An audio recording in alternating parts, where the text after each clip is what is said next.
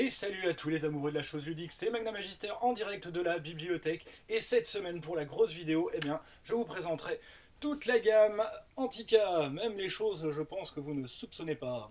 Et oui, Antica, un jeu que j'aime énormément. Vous savez, si vous suivez quelque peu la chaîne, que voilà, l'auteur de ce jeu, Bruno Guérin, que je connais donc depuis les bêta-tests du jeu, depuis sa souscription, donc c'était à peu près en 2015, si mes souvenirs sont bons.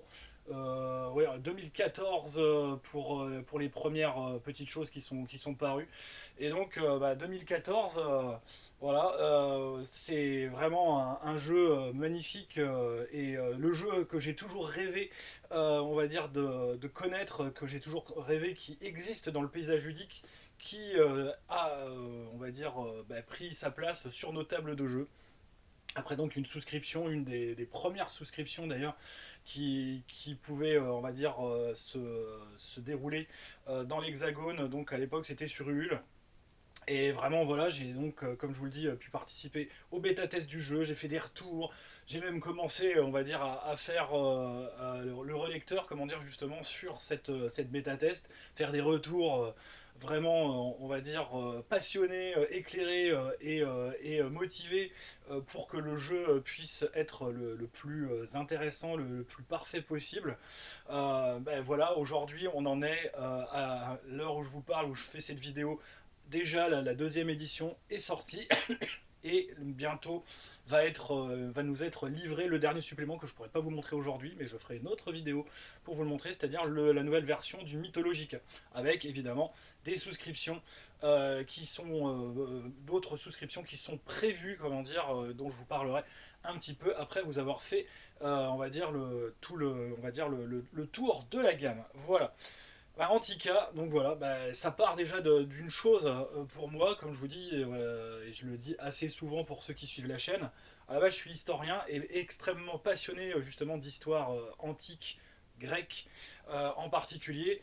Et donc, ce jeu, voilà, c'est un jeu qui, dès qu'il a commencé à exister, m'a parlé, m'a éminemment parlé. Et évidemment, voilà, j'y ai retrouvé tout ce que j'aimais justement dans cette civilisation. Sauf que là, évidemment, on ne va pas jouer à des personnes donc à l'époque archaïques, classiques ou hellénistiques.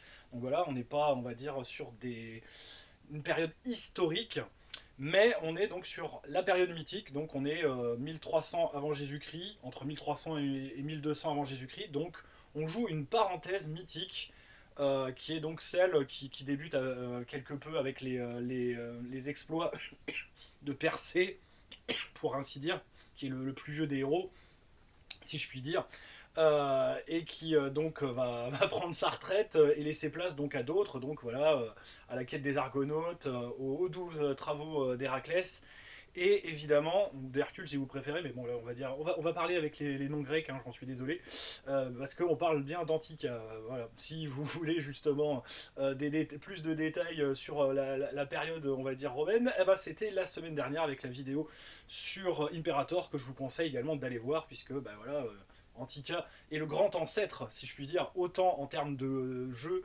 que en termes de période, de ce qu'on peut après faire dans Antica d'une manière moins héroïque, mais héroïque quand même.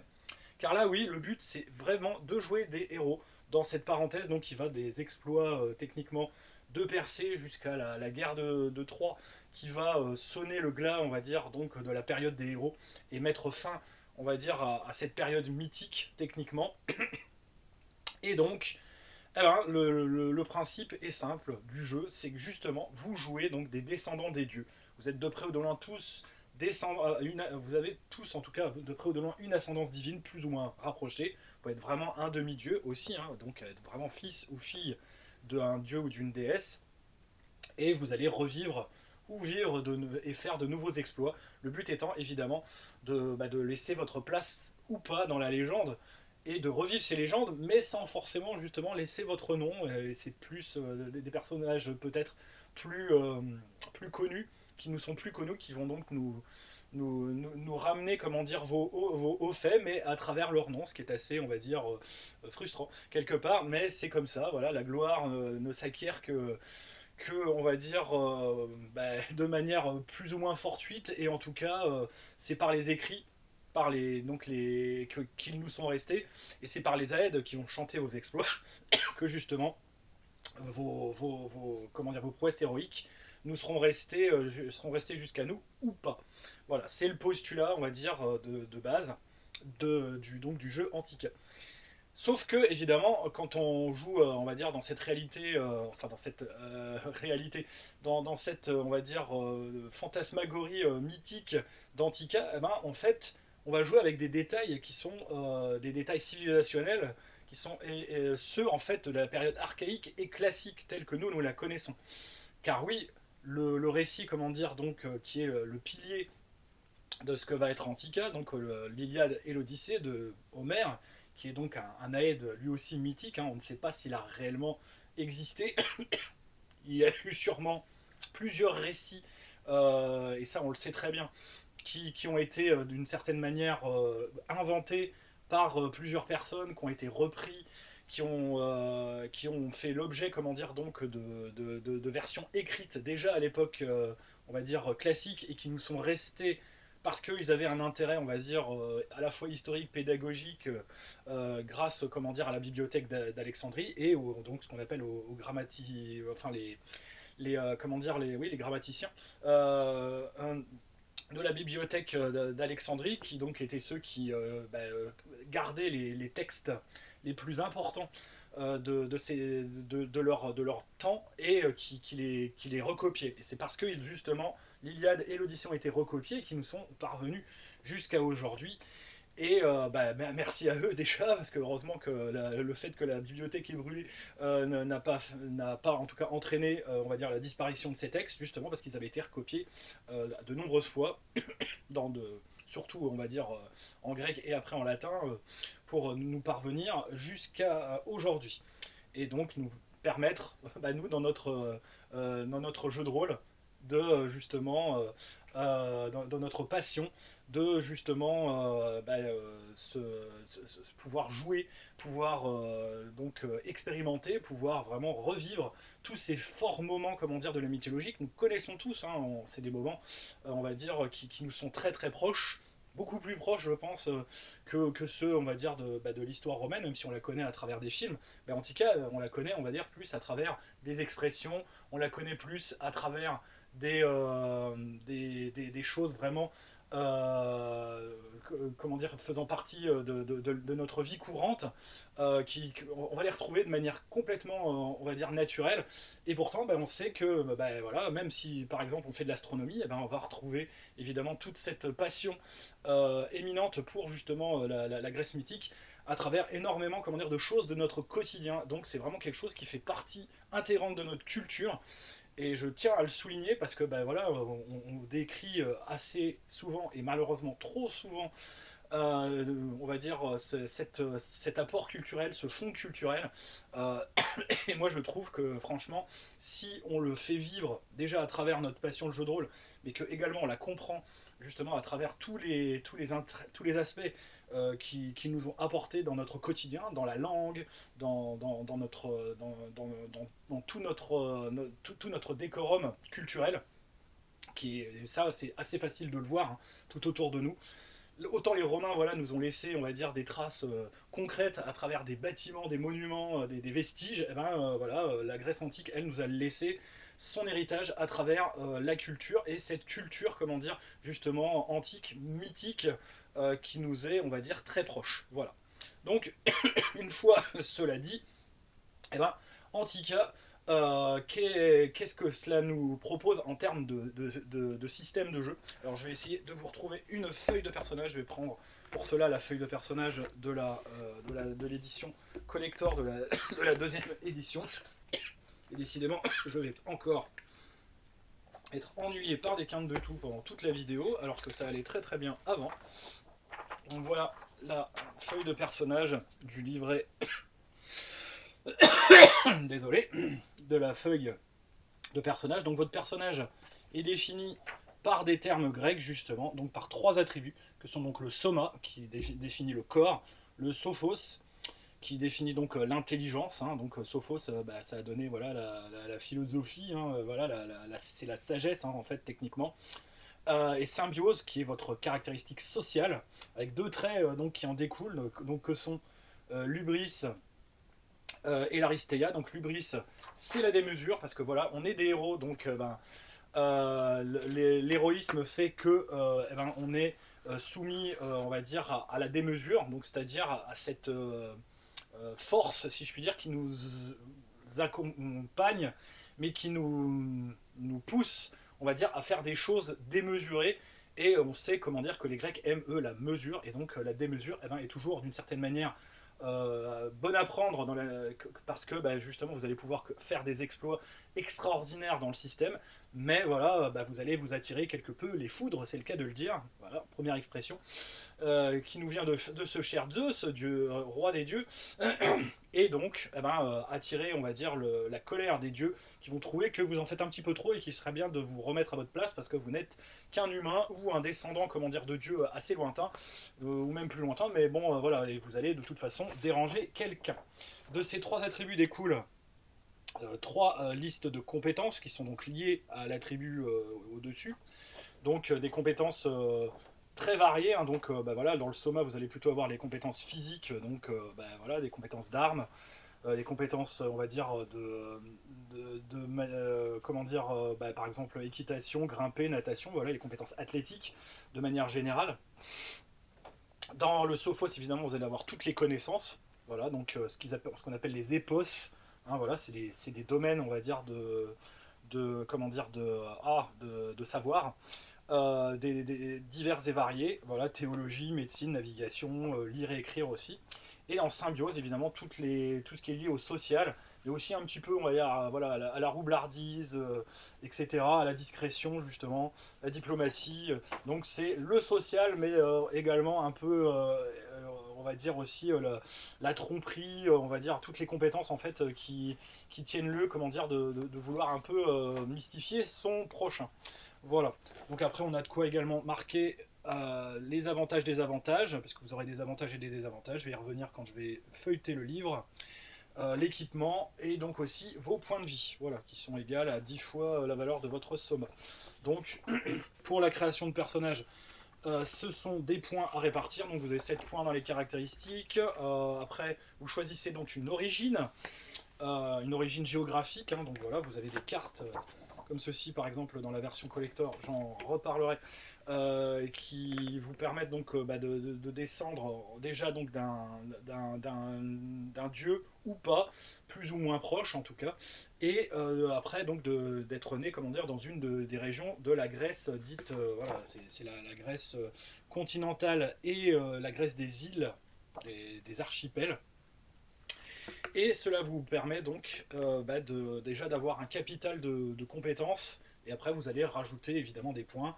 Vous allez avoir des points supplémentaires en choisissant certains avantages dans la liste, comment dire, qui vous est proposée. Parce que chaque dieu dont vous voulez être d'une certaine manière, que vous voulez être, enfin, dont vous voulez être le descendant, ou qui veut être votre dieu tutélaire, d'une certaine manière, ça peut être aussi un protecteur, hein. C'est pas forcément, vous n'en descendez pas forcément, on va dire directement, comme je le disais, mais ça peut être un mentor, on va dire, ou on va dire un idéal qui est, on va dire, très très fort pour ce qui vous concerne.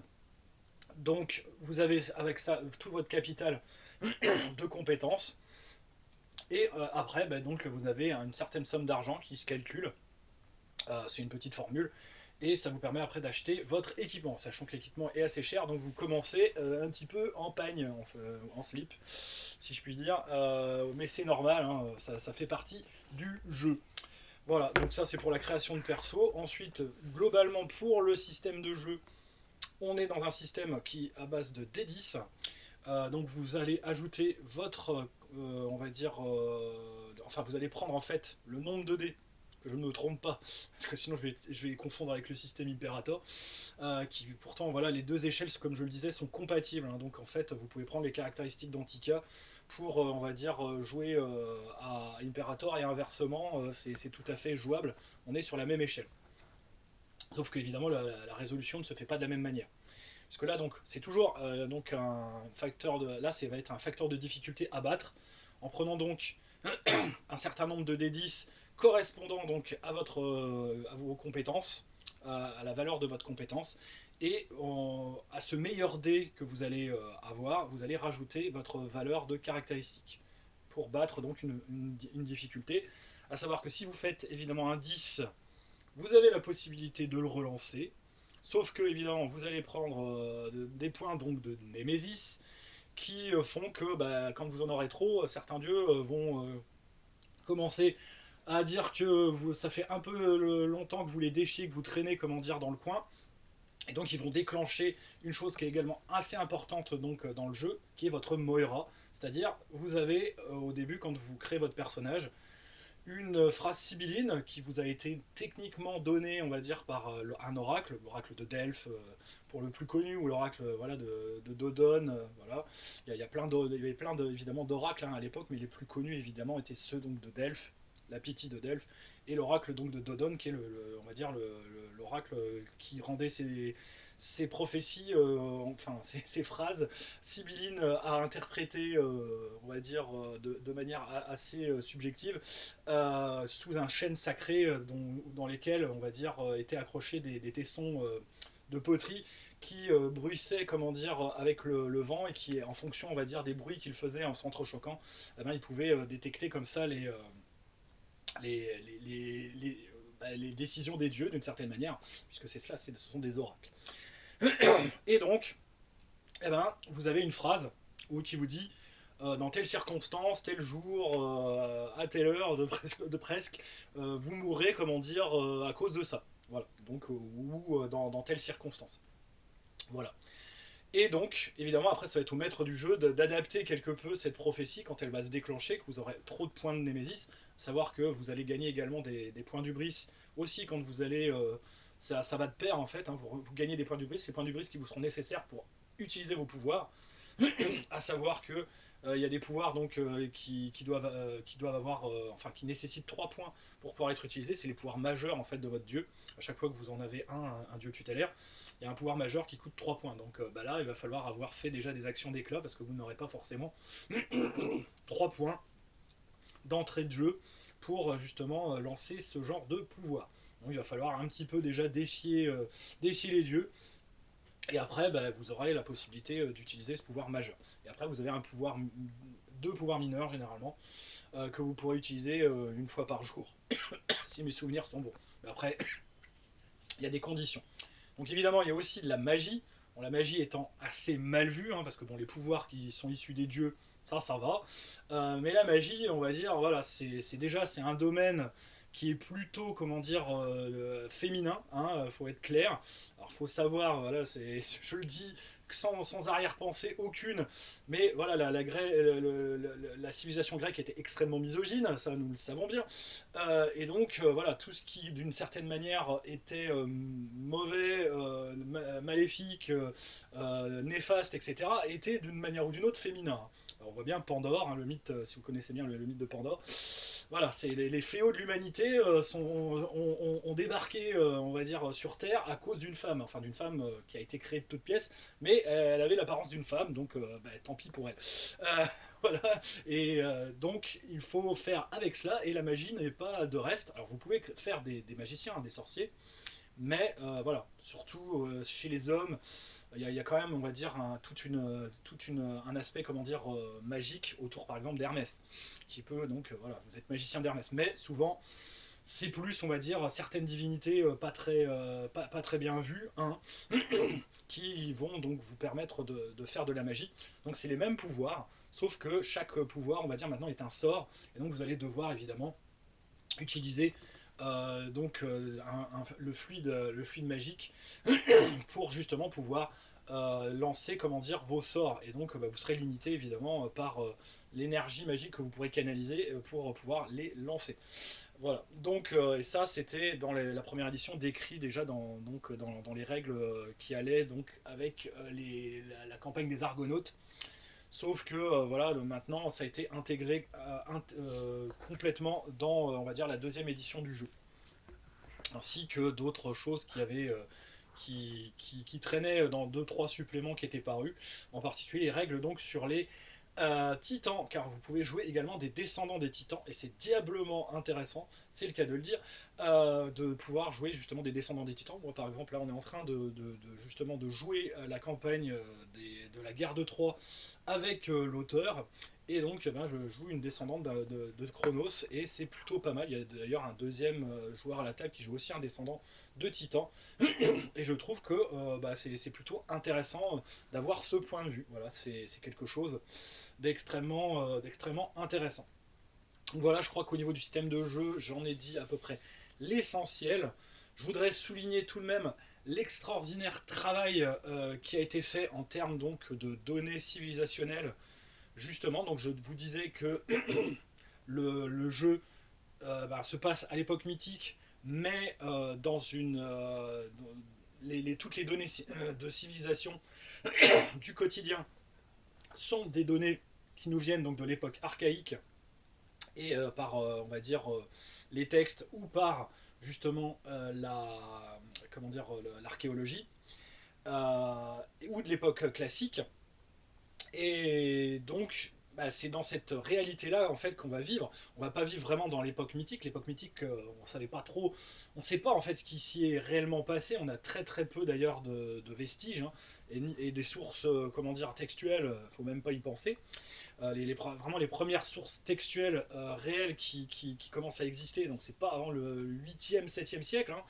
Donc bah, voilà, c'est à l'époque où justement les Grecs se font donner leur alphabet donc par les Phéniciens, et commencent donc à utiliser tout d'abord l'alphabet pour faire bah, des listes, comment dire, comptables de leur domaine, hein. Au départ, ils n'utilisaient pas l'écriture pour faire, comment dire, pour écrire des histoires et faire de la poésie.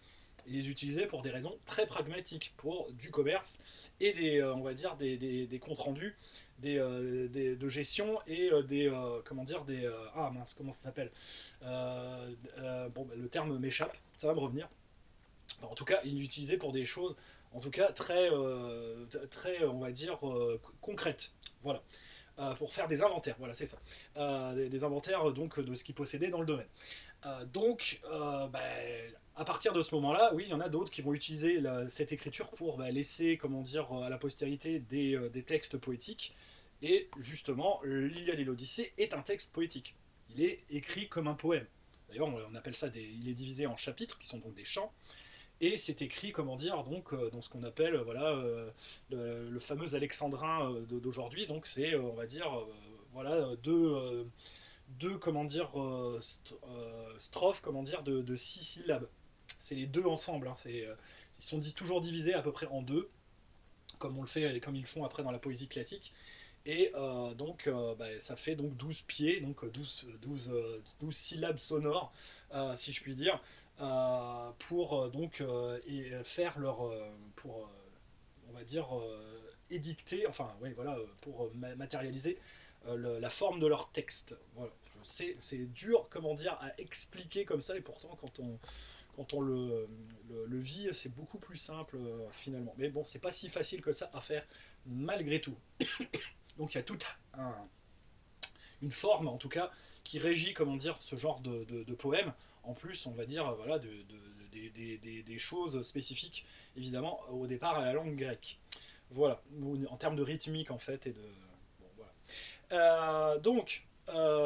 Comme je disais, je souligne le travail, parce que bah, ça a été un travail de forçat, pour ainsi dire, un travail vraiment comment dire, de staccanoviste, hein, je le dis assez souvent, de la part justement de l'auteur Bruno Guérin. C'est pas pour le flatter, parce que je sais ce que c'est comme travail, surtout pour quelqu'un qui à la base n'est pas un historien, mais qui est un passionné. Et bah, je trouve que pour un travail de passionné, bah, il a fait parfois, si ce n'est aussi bien ou mieux que certains historiens, pour faire une synthèse de la période, à travers tous les mythes qui existent, parce qu'il y a des mythes évidemment extrêmement différents, avec des versions très différentes de l'histoire que nous connaissons. Donc là, évidemment, il a dû faire des choix en termes de chronologie, parce que chronologiquement parlant, on sait, comment dire, qu'il y a des choses qui collent pas. Hein, voilà, comme je vous disais, Persée est le plus vieux, on va dire, au niveau des récits. Après, On a des récits qui se chevauchent, donc par exemple on sait qu'Héraclès, voilà, il est chez les Argonautes, mais il fait les travaux en même temps. On sait que voilà, y a énormément d'autres choses, d'autres héros que l'on retrouve à différentes périodes, et parfois ça colle pas en termes de chronologie, en termes par exemple aussi pour ce qui est de la guerre de Troie, tous les événements se passent tout de même sur à peu près une trentaine d'années, jusqu'au retour d'Ulysse à la fin de l'Odyssée. Il s'est passé vraiment une trentaine d'années sur toute l'histoire, sachant que la guerre a duré elle-même 10 ans, que Ulysse a mis 10 ans à revenir, et qu'il y a eu des événements avant la guerre de Troie. Donc, évidemment, ça pose énormément de problèmes, parce que pour eux, la chronologie, on n'avait rien à faire. L'important, c'était, quand le public écoutait une histoire, qu'ils voient apparaître dans l'histoire leur héros préféré. Et donc, on s'en fichait que à l'histoire d'avant, il ait fait ceci ou cela et que c'était pas possible qu'il soit présent ou qu'il soit déjà mort. Pour eux, ou qu'il soit dans la capacité de pouvoir faire ça. L'important, c'était que leur héros préféré, qui était, on va dire, un héros plus ou moins tutélaire de la cité, etc. Voilà, on le voit d'ailleurs dans les récits de la guerre de Troie. Il y a, comment dire, des chapitres, des lignes qui étaient rajoutées dans certaines versions de certaines cités pour mettre en valeur évidemment le nombre par exemple de gens que l'armée envoyait, comment dire, à la guerre de Troie. Eh ben oui, c'était bien. Ils passaient en fait chez les gens pour raconter donc l'Iliade, on l'imagine du moins, et ils rajoutaient, comment dire, un petit paragraphe pour indiquer qu'ils avaient envoyé tant d'hommes, tant de trirèmes, parce que voilà, c'était comment dire, ça mettait en valeur, on va dire, le public qui les écoutait. Et c'est bien ce que je disais, même par rapport aussi aux héros qu'ils voulaient voir apparaître dans le récit. On est dans la même chose.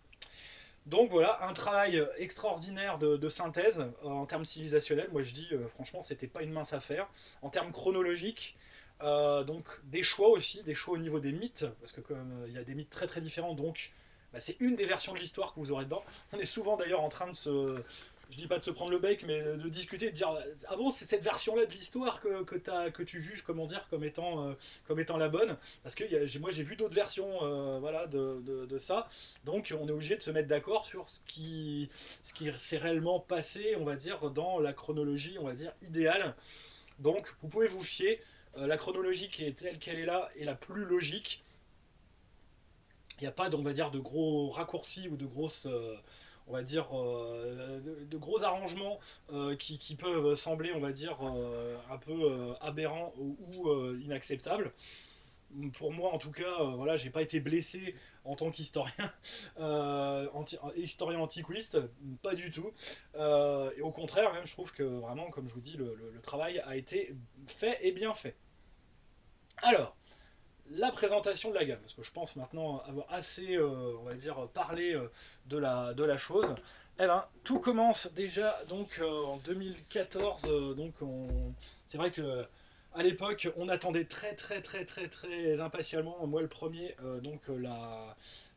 comment dire, la sortie du jeu, hein, qui avait été, je crois, c'était en 2012, hein, que ça avait été mis en chantier.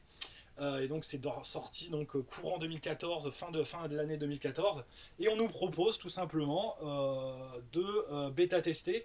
Et donc il y a un livret bêta test qui existe, qui est vraiment à très très peu d'exemplaires, voilà, qui était à 20 € à l'époque. On nous le proposait évidemment en tant que souscripteur pour pouvoir justement tester le jeu.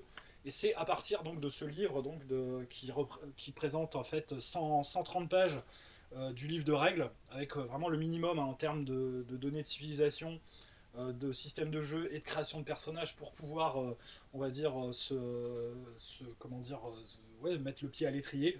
Il manquait les origines à l'époque, qui permettaient d'avoir la liste des compétences qu'on avait, on va dire, mais il y avait vraiment que ça qui manquait. Plus, il n'y avait pas la description évidemment de tous les pouvoirs. Mais bon, voilà, c'était une version bêta test. Comme il en existe beaucoup, hein, il y en a des mieux, il y en a des moins bien.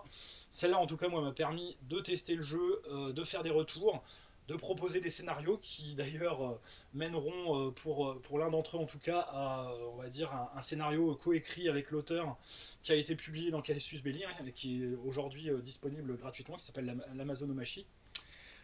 Voilà, ou qui raconte donc l'histoire de la guerre justement d'Athènes et même d'une bonne partie, d'une autre partie du monde grec justement contre les Amazones, suite on va dire à des vilainies qu'a fait Monsieur Thésée, le roi d'Athènes justement, le fameux.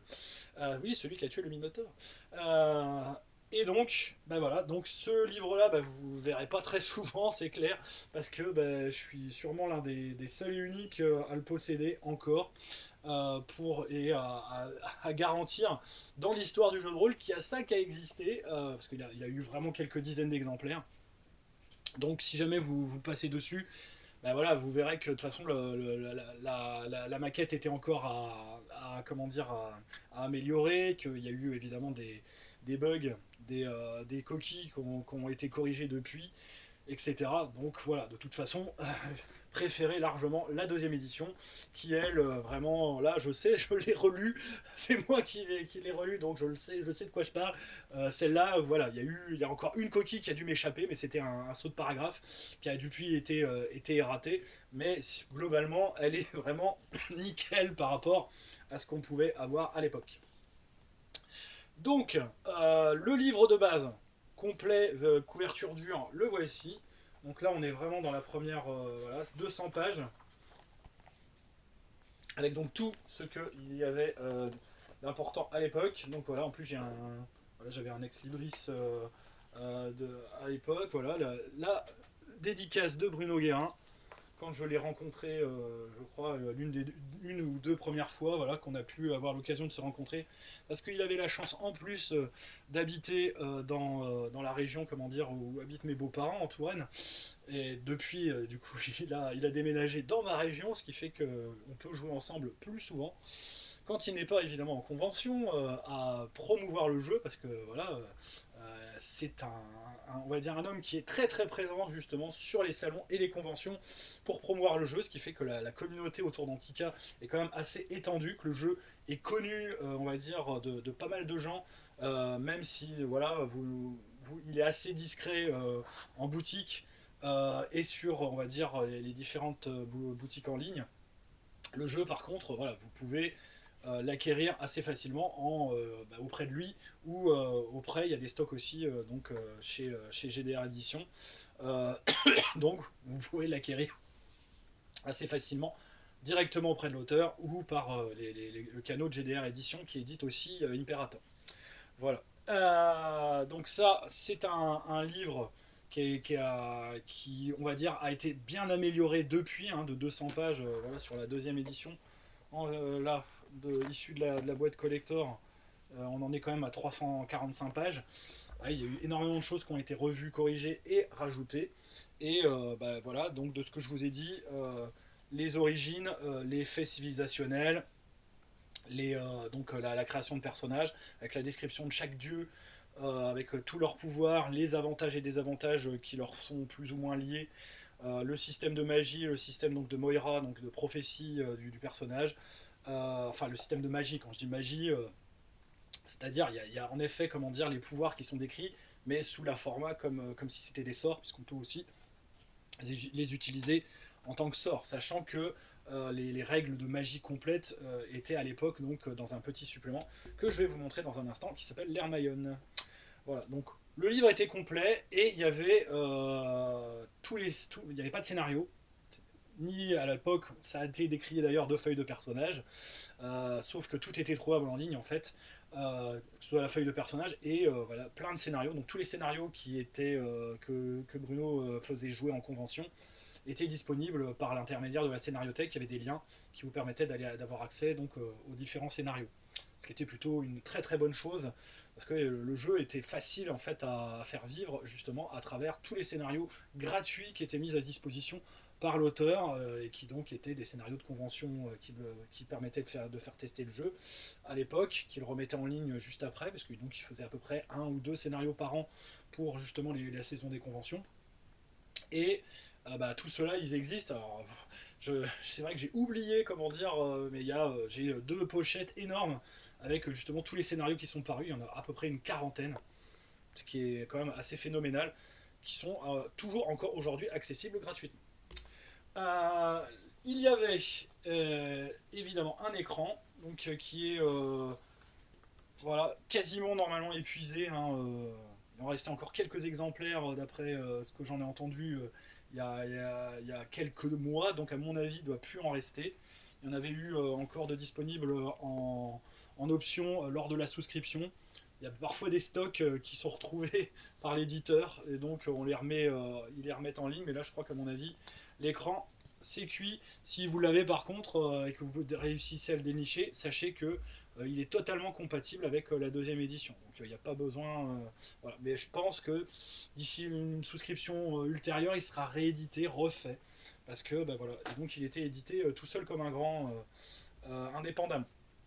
Après, le supplément que j'aurais aimé justement vous présenter aujourd'hui, mais les hasards du calendrier ont fait que je ne l'ai pas reçu et je n'ai pas réussi, on va dire, à choper un exemplaire pour pouvoir vous le montrer, parce que je sais que Bruno normalement en a au moment où je fais cette vidéo. C'est le Mythologica, voilà. Donc Mythologica d'ailleurs qui existe sous deux formes.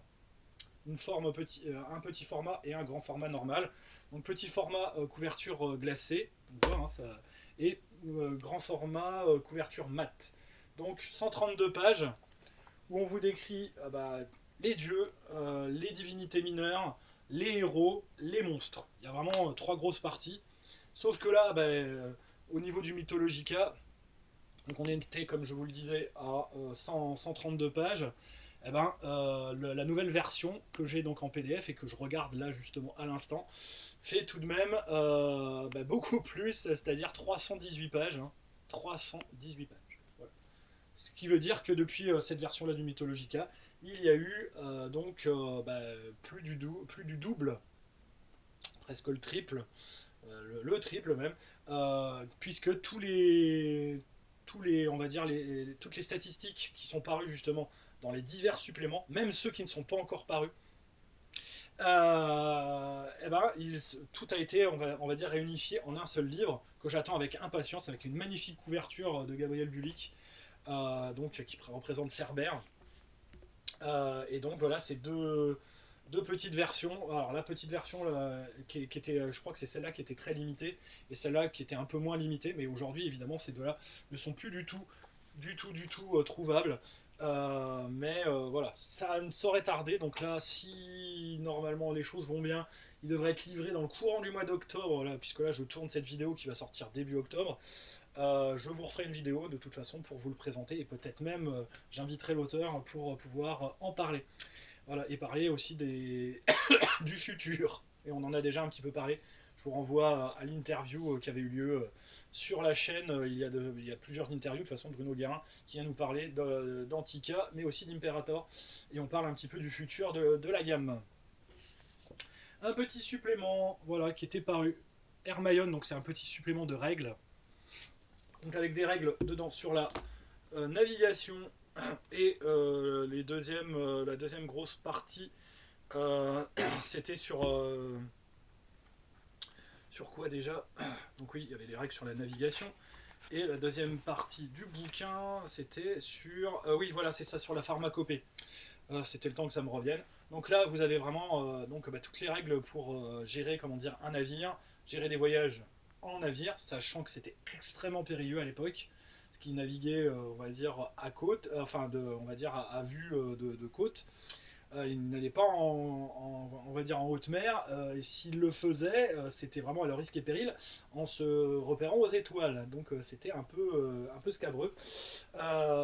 Et donc ensuite un deuxième gros chapitre, puisque c'est donc un supplément de 42 pages sur toute la pharmacopée, donc toutes les plantes réelles et mythiques, à qui on prêtait, on va dire, des vertus mythiques, qui sont décrites évidemment là-dedans, pour faire des potions.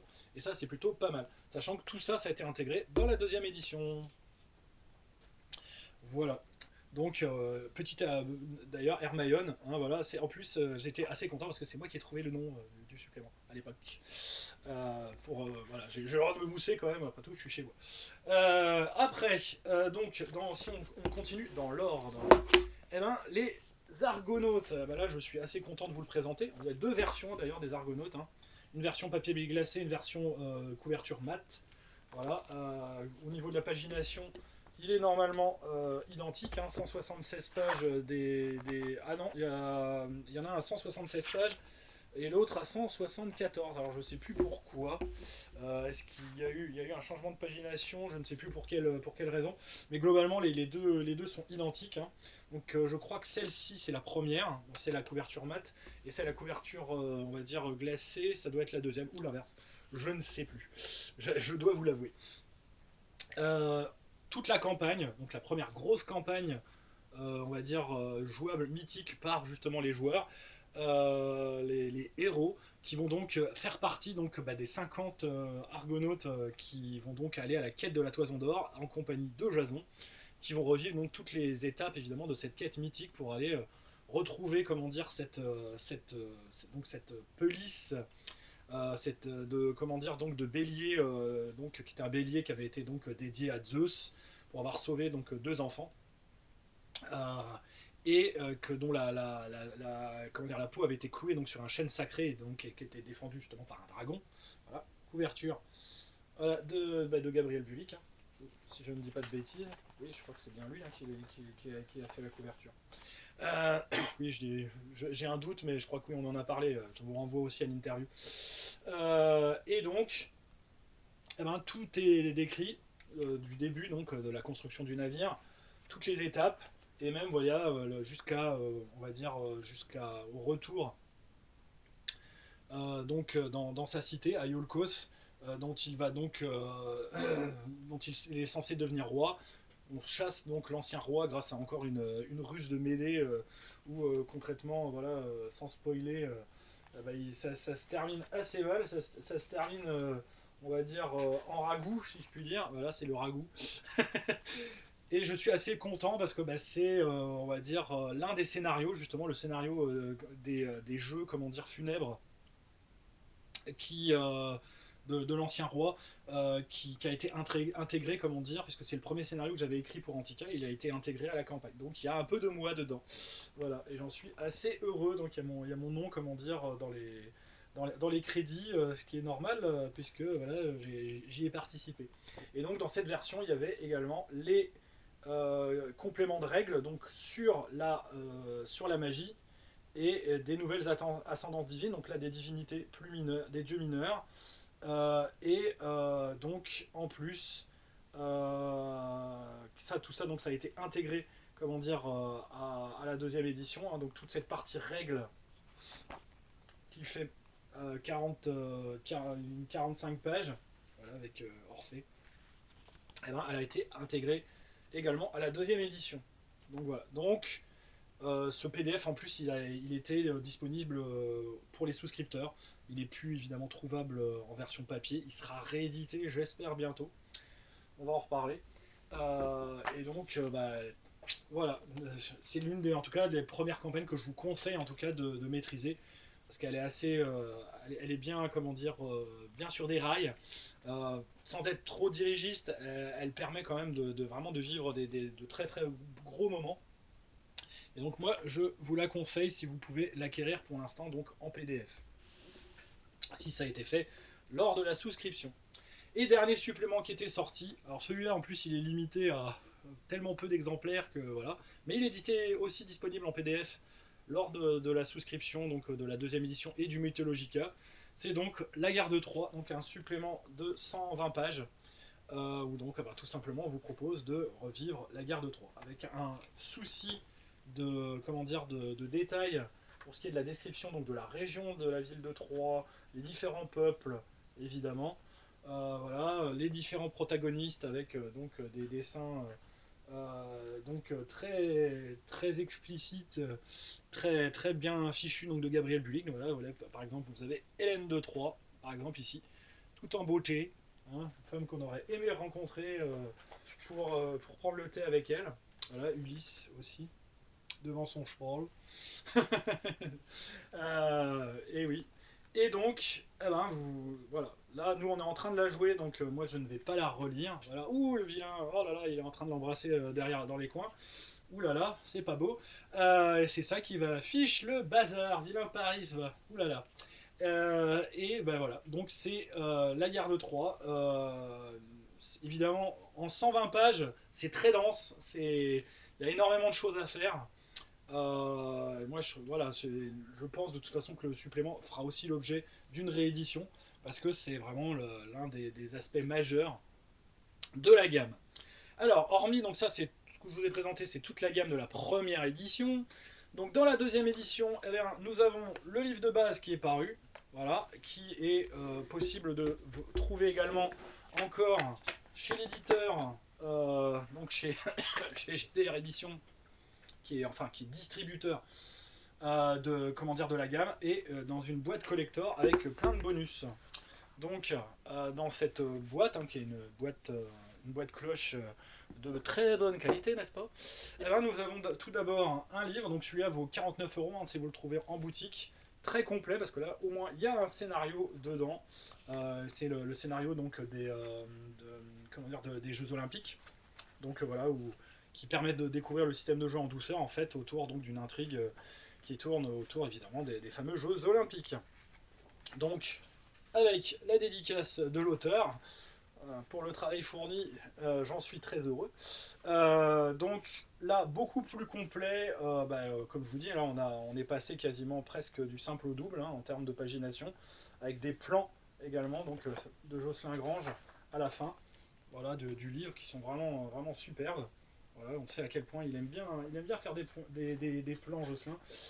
Eh ben, il nous fait des choses évidemment tirées de plans et de bâtiments qui archéologiquement existent bel et bien, n'en doutez pas. Ce ne sont pas des inventions.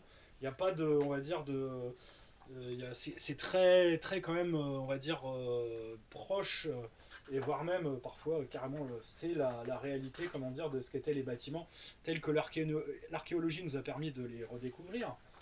Donc voilà, avec des plans également de navires, donc on en sait quand même plutôt pas mal. Donc une carte. Alors oui, c'est vrai que je ne pourrais pas vous les montrer, mais il y a ces cartes-là donc existent en version plus ou moins grande, donc en fiches cartonnées comme ça, mais elles existent aussi en version tissu pour ceux qui veulent. Donc elles sont très grandes. Il y en a une version dite figure rouge, comme un vase à figure rouge grec, ou version normale, comme celle-ci. Et donc elles sont en A2, je crois. Oui, c'est ça. Ce qui est très très grand. Et donc voilà, moi elles servent, comment dire, elles sont étalées, comment dire, sur on va dire des piles, comment dire, de caisses, pour que justement elles ne soient pas pliées et pas abîmées. Donc on commence par présentation du jeu, un lexique évidemment nécessaire, parce qu'il y a plein de mots grecs évidemment avec lesquels vous devrez vous familiariser, mais bon, la plupart du temps c'est des mots qu'on connaît ou dont on comprendra assez aisément le sens, puisque comme je vous ai dit, voilà, la langue grecque est quand même fait partie de notre langue. Les us et coutumes, voilà, tout ce qui est donc du domaine de la civilisation, voilà, les tabous, voilà, le calendrier, donc la grande carte donc, de la Grèce continentale et la Grèce des îles, les origines des personnages à travers donc, les différentes îles, cités et régions, avec des idées scénarios qui sont évidemment glissées dedans. Les illustrations de Gabriel Bully qui pour l'occasion ont été colorisées. Elles ne l'étaient pas dans leur version originelle dans la gamme d'avant. Là, elles ont été donc recolorisées. Voilà, Aphrodite, voilà, le coup va nous prendre un strike sur YouTube. Donc là, c'est la version, on va dire, presque complètement dénudée qui vous est proposée. Sachant qu'en plus il y avait deux versions, il y a eu, la version a été refaite par rapport à la version de base. Il y a eu un problème au niveau des illustrations, c'est une petite histoire comme ça. Voilà. Et la pudeur, parfois, ça amène à des choses. La Centauresse d'Artémis, voilà, le guerrier d'Arès. Donc à chaque fois, chaque dieu est de près ou de loin représenté par une illustration, voilà, Déméter, qui est magnifique, Pan, voilà, enfin du moins le Dionysos qui est représenté donc par un satyre, le voyageur d'Hadès, voilà, Hécate qui est magnifique aussi. Je vous laisse en juger si ça brille pas trop. l'image est un peu sombre. Voilà, Héphaïstos, etc. Voilà, donc vous avez vraiment tout le dodécathéon, donc les 12 dieux principaux, qui étaient normalement ceux qu'on connaît, c'est ceux qui étaient vénérés, on va dire, en tant que les 12 dieux principaux à Athènes, mais il y a d'autres dodécathéons en fonction de chaque cité. Hein. Chaque cité, en fait, a ses dieux les plus importants. Donc voilà, Hermès, à savoir que vraiment ces illustrations, Hestia, il y a vraiment des choses vraiment magnifiques. Hein. Très très beau boulot, mais je lui ai assez fait de compliments comme ça à Gabriel pour en tout cas les illustrations que lui a fait, parce qu'il y a d'autres illustrateurs qui sont sur ces illustrations, mais il y en a, voilà, là par exemple c'est lui, voilà, sur les descendants, sur les descendants donc de dieux plus mineurs, voilà, et donc on a quand même des choses extrêmement réussies en termes d'illustration recolorisées, c'est vraiment magnifique. Mais il n'y a pas que Gabriel, hein, attention, il y en a d'autres aussi, hein, que je ne lui donne pas, comment dire, tous les lauriers, mais la plupart, comment dire, des nouvelles illustrations pour les Titans, c'est lui, comment dire, qui les a réalisées. Voilà, par exemple, c'est celle-ci, si je ne dis pas de bêtises. De toute façon, son style est assez reconnaissable. Voilà, la Chronos, justement, aussi, etc., etc. Voilà, la mnémocine, ça j'en suis sûr, c'est lui. Voilà. Pour les divinités de la nature, les divinités également donc de la. Donc là c'est encore pour les titans, hein. Les divinités donc de l'océan. Voilà, là c'est pour Rhea, Thémis, voilà, et ce pauvre Hylas en version colorisée. Voilà, qui va se faire bouffer par les nymphes après s'être noyé.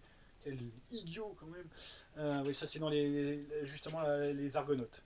Donc après la description des divinités, donc on a la description des compétences, ainsi que leur utilisation, comment on va dire chaque compétence, chaque en fait classe de personnage entre guillemets, chaque archétype de personnage, en fonction de chaque dieu, on va avoir une capacité spéciale. Donc ça, faut bien vérifier à chaque fois parce que en fait, on choisit donc une origine et après donc on choisit un dieu tutélaire et donc une sorte de grand archétype de personnages. Alors pour que je n'oublie personne, c'est le cas de le dire. Donc il y a par exemple le bâtisseur, donc, qui est un architecte, l'artiste justement, l'artisan, l'érudit, et en fonction évidemment de cette classe de personnages et du dieu dont vous dépendez, donc, et c'est fait pour chaque dieu du panthéon, plus donc tous les titanides, tous les titans et titanides, alors vous avez donc une capacité particulière. Donc, voilà. Donc à chaque fois, de toute façon, c'est décrit, hein, c'est assez simple, mais et on vous dit évidemment quelles compétences sont favorisées dans le pack pour que vous ayez donc déjà vos compétences de base. Donc le politicien, avec chacun leur spécificité, le religieux, le voyageur. Donc le bâtisseur, lui, évidemment, il va avoir tendance à vouloir rester dans une cité pour construire des bâtiments, et c'est comme ça qu'il va comment dire, prospérer. Le politicien, lui, il va avoir tendance à rester en cité pour créer des réseaux et améliorer, comment dire, les conditions de vie de la cité. L'artisan, lui, il va avoir des compétences qui vont lui permettre de créer des objets particuliers sur lesquels il va pouvoir donner des pouvoirs, etc., etc. Et en fonction, évidemment, de chaque dieu, ce pouvoir sera légèrement différent ou complètement original et spécifique. Donc après, on a la description des compétences. Voilà, donc ça c'est assez classique. Ensuite, on a une petite chose sur la finalisation, c'est les historiques de personnages. Voilà, donc vous pouvez donner, comment dire, en faisant un jet de dessin, une petite chose, un petit passé, comment dire, à votre personnage. La Moira, donc la fameuse Moira, donc avec la manière, donc là c'est fait avec des tables, mais l'auteur lui a un jeu de cartes qu'il avait fait faire. Où donc on refait en fait cette prophétie en tirant des cartes. Voilà. Le système d'expérience. Voilà, la cosmogonie et cosmologie. Voilà, donc des descriptions, puisqu'on avait une description plus géographique avant, et des us et coutumes de la vie quotidienne. Là, on entre un petit peu plus dans le détail du monde des dieux.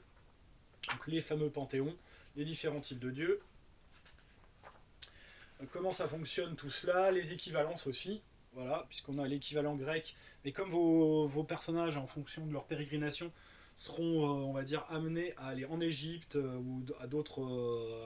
eh ben, on vous donne l'équivalent, comment dire, au niveau de la divinité, puisque les Grecs imaginaient que en fait, quand ils se sont enfuis à certains épisodes on va dire, de la mythologie, en particulier quand ils se sont battus contre Typhon, eh ben, ils ont pris évidemment refuge en Égypte et ils ont pris évidemment l'apparence de dieux grecs. Enfin, les dieux grecs ont pris l'apparence de dieux égyptiens. Donc ils ont leurs équivalents chez les Égyptiens. Donc les objets magiques et artefacts, voilà, donc vous avez l'armure d'Achille, la ceinture d'Aphrodite, il y a vraiment tout, hein, la faucille de Chronos, les foudres de Zeus, ou la foudre de Zeus. Normalement, il y en a plusieurs. Qui ont été forgés donc, par les Cyclopes pour justement pendant la titanomachie, donc le combat contre les titans. La main de Midas, voilà, etc. La tête d'Orphée, donc en version colorisée, etc., etc. Plus après, des règles supplémentaires, contrairement donc là, on vous décrit le système de jeu, donc celui que je vous ai exposé au tout début, il n'a pas changé hein, avec la deuxième édition. Il a juste été précisé. Voilà, un pugilat. Donc là, c'est peut-être justement le combat entre. Alors c'est peut-être non, c'est pas Mikos contre Pollux. Justement dans les Argonautes. Les règles donc de combat naval et de gestion de la navigation, comme je vous disais, les règles pour les artisans, donc pour créer les objets. Etc. Donc les règles sur les plantes, elles sont là. L'utilisation donc de la mantique, donc c'est-à-dire comment utiliser les symboles pour quand ils vont faire demander, on va dire, des oracles. Donc la mantique, c'est tout l'art autour justement des oraculaires. Et donc le fait de passer, comment dire, enfin d'interpréter, comment dire, les signes divins à travers à la bouche d'Apollon, qui va nous envoyer donc des signes comme ça. La magie, les règles sur la magie, donc les différents sortilèges, comment ça s'utilise, etc. Et donc là on a la description de tous les pouvoirs, puisque tous les pouvoirs en fait au départ sont des sorts, mais on les utilise évidemment sous la forme, on va dire, de pouvoirs uniques pour donc les descendants des dieux, mais on peut les utiliser évidemment, chaque pouvoir en fait est un sort également. Et dans ce cas-là, c'est régi évidemment par son propre système. Et donc le premier scénario, donc victoire à Olympie, voilà, qui clôt avec après donc tous les suppléments aux cartes que je vous ai montrés, un index et une feuille de personnage qui elle est présente dans la deuxième édition, voilà. Et donc voilà la version figure rouge de la carte, donc qui comme je vous disais existe aussi en version tissu. Donc en dehors de tout cela, il y a pléthore, comment dire, de choses en plus. Donc voilà, les illustrations des bâtiments, elles sont présentes évidemment aussi. Donc cartes par exemple en version figure rouge aussi des enfers, ce qui peut être donc de l'Hadès. Voilà, comment dire, la carte, comment dire, justement d'Olympie, qui servira donc dans le scénario. Il y a également, donc ça, vous pouvez le trouver peut-être encore, on va dire, en salon, donc quelques kits d'initiation qui étaient donc gratuits, donnés voilà, aux gens qui étaient intéressés par le jeu, qui voulaient le tester. Donc avec le système de jeu minimal, des personnages pré-tirés et donc un scénario qui est donc... c'est quel scénario déjà qui est dans le kit d'initiation? J'ai un doute. Alors attendez que je revois, que je ne dise pas de bêtises. Parce que j'ai un scénario d'introduction. Oui, donc une nuit de cauchemar. Voilà, c'est celui-là qui est pareil, qui donc a été revu et corrigé pour justement, mais qui est un scénario gratuit en fait, qui est disponible par ailleurs, mais là donc il était en version imprimée kit d'initiation. Il y avait également dans le des livrets de personnages et plein d'illustrations et d'ex-libris, donc une carte évidemment aussi, donc la carte en format, donc là on est en A3, et donc des représentations, donc des illustrations qui sont dans le bouquin en version recto verso. Voilà. Donc là on a à peu près tout cela qui était donc qui est encore, puisque la version on va dire de la boîte donc de la boîte collector est toujours disponible, hein, et vous pouvez l'acquérir sans problème auprès d'un éditeur donc de GDR Edition ou de l'auteur directement en fonction on va dire de votre choix. Voilà, donc ça c'est pour la deuxième édition donc je referme la boîte de Pandore, c'est le cas de le dire. Et pour vous parler après donc de ce qui va se passer comment dire pour Antica, donc comme je le disais dans les semaines à venir là au courant du mois d'octobre, le Mythologica va être comment dire disponible déjà pour les souscripteurs et ensuite donc pour les dans les boutiques, soit parce qu'elles ont été partenaires, soit parce que elles vont peut-être commander quelques exemplaires parmi les stocks disponibles, donc là ce sera par l'intermédiaire encore de GDR Edition. Et ensuite, normalement, on devrait voir venir un nouveau financement participatif, où donc là, le prochain supplément qui est prévu, donc c'est les cités, c'est le supplément sur les cités, si je ne dis pas de bêtises.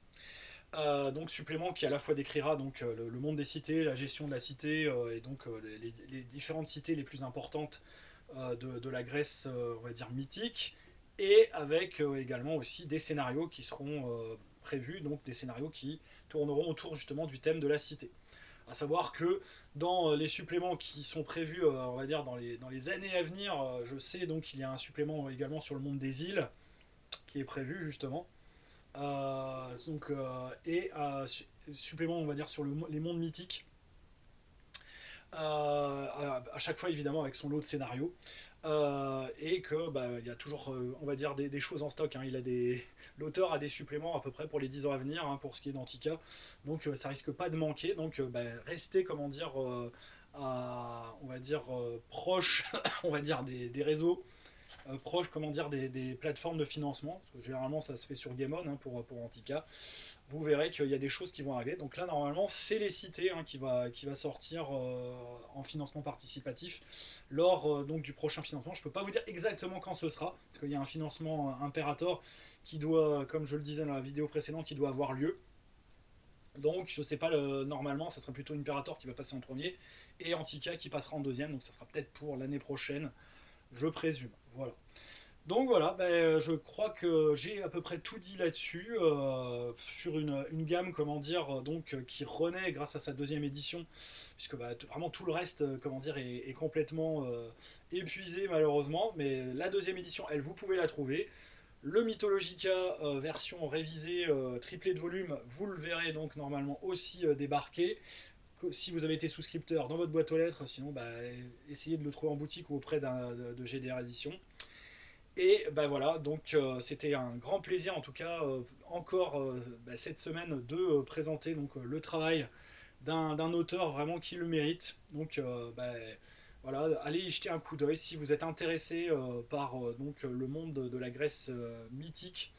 Si vous êtes intéressé par le fait de jouer sur vos tables de jeu un héros descendant des dieux qui va faire donc des exploits extraordinaires, je ne peux que trop vous le conseiller, parce que le jeu a vraiment saisi toute l'essence, tous les aspects, on va dire, de cette période historique, pour en faire, on va dire, vraiment un objet ludique vraiment des plus agréables. Voilà, moi c'est mon préféré, hein, entre les deux, entre Imperator et Antica. Je suis largement plus fan d'Antica, ça me parle plus. Voilà, je sais qu'il y en a certains qui préféreront l'histoire romaine, mais dans ce cas-là, foncez quoi. Imperator est aussi un excellent jeu. Mais bon, voilà, ma préférence, si on a toujours une petite préférence, elle va, comment dire, à Antica, parce que voilà, ça me parle beaucoup plus, c'est plus en accord, on va dire, avec mes aspirations et mes envies. Mais voilà, les deux gammes, comment dire, sont d'excellente qualité, donc je ne saurais que trop vous les conseiller. Et donc, Pour finir, évidemment, n'oubliez pas de me soutenir en mettant des commentaires, des pouces plutôt positifs sur les vidéos, toujours faites avec amour, avec passion, avec les moyens du bord, en fonction, on va dire, de mes possibilités, qui sont très très minimes. Je vous retrouve donc de toute façon bientôt sur d'autres vidéos et sur, je pense, le nouveau format qui va être un live mensuel. C'est le mieux pour pouvoir vous présenter à chaque fois plein de nouveautés. Voilà, et donc parmi ces nouveautés, il y aura probablement sûrement le Mythologica, je l'espère, que je n'ai pas pu vous présenter en détail puisque je ne l'ai pas encore et j'en suis bien déçu. Voilà, donc je vous dis à bientôt et donc ne manquez pas de rencontrer l'auteur sur toutes les conventions où vous pourrez aller parce que je pense que la moindre convention dans laquelle vous pourrez aller, je pense qu'il y sera. Hein, c'est terrible à quel point il est partout. Il a le don d'ubiquité, il est pire qu'Hermès, je ne sais pas, je ne comprends pas parfois comment il fait. Et voilà, et donc jouez bien surtout, jouez au jeu de rôle qui vous plaît, surtout, mais jouez à Antica parce qu'il le vaut bien et parce que voilà, la mythologie grecque, c'est vraiment génial. C'était Magna Magister et je vous dis à bientôt pour de nouvelles aventures.